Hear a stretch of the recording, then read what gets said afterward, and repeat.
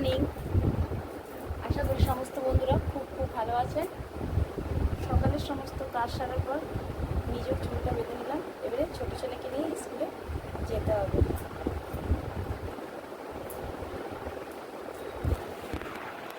আমার নিউ ব্লগে সবাইকে স্বাগত।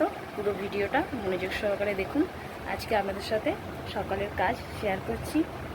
সব থেকে বড় হলো আজকে বড়মশাইকে নিয়ে ডাক্তারখানা যেতে হবে।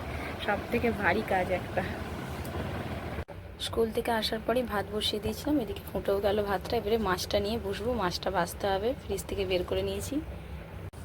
বড়মশাই কালকে রাতে ডিউটি থেকে ফেরবার সময় মাছ এনেছিল, ফ্রিজে রেখেছিলাম। এখন এই যে বের করে ধুয়ে রান্না করব। কত মাছ এনেছে!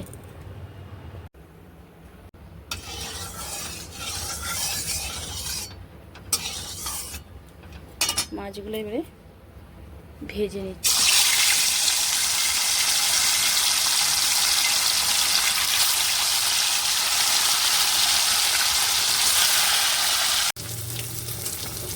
এই 3 পিস বাকি ছিল, 3 পিসের সাথে পটলগুলোও দিয়ে দিয়েছি। পটল দিয়ে মাছ দিয়ে ঝোল করব।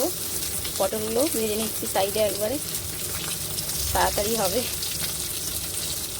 তাড়াতাড়ি করছি আরও, বড়মশাই কিনে ডাক্তারখানা যাওয়া শুনলেন তো, ওই জন্যই তাড়াতাড়ি করছি আরও।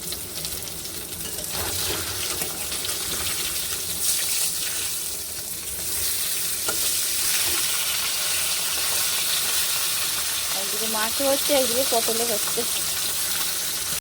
রান্না তো হয়ে গেল, বাসি বিছনাটাও গুছিয়ে নিই। বড়মশাই ঘুম থেকে উঠে বাথরুমে গেল, এর মধ্যে বিছনা গুছিয়ে রেডি হয়ে যায়। বড়মশাইয়ের টিফিনও গোছাবো। বড়মশাই আবার ওখান থেকে ডিউটি চলে যাবে ডাক্তার দেখিয়ে। বড়মশাই অ্যাকচুয়ালি পড়ে গেছিল, তাই কোমরের ব্যথাটা কমছিল না। এক্সিরা করে বড়মশাইকে ডাক্তারখানা দেখানো হয়ে গেল। বড়মশাই ডিউটি চলে যাচ্ছে, আমি বাড়ি চলে যাচ্ছি।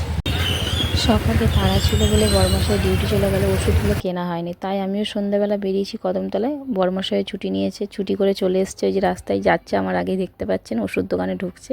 ওই ওষুধ দোকানটায় বড়মশাই বললো ছাড় দেয়, ওখানে ওষুধ কিনলো। তারপরে রিটার্ন করছি। আর ঝিরিঝিরি বৃষ্টি পড়ছে, দেখতেই পাচ্ছেন। বড়মশাই ভিজে ভিজে এগিয়ে যাচ্ছে, আমি ছাতা নিয়ে পেছনে। আর তারপরেই ফুচকার একটা দোকান দেখতে পেয়েছি। বড়মশাই বললো এখানে ফুচকাগুলো খুব ভালো, এখান থেকে নাকি বড়মশাই খেয়ে আসে প্রায় ডেলি, মানে যখনই ডিউটি থেকে আসে।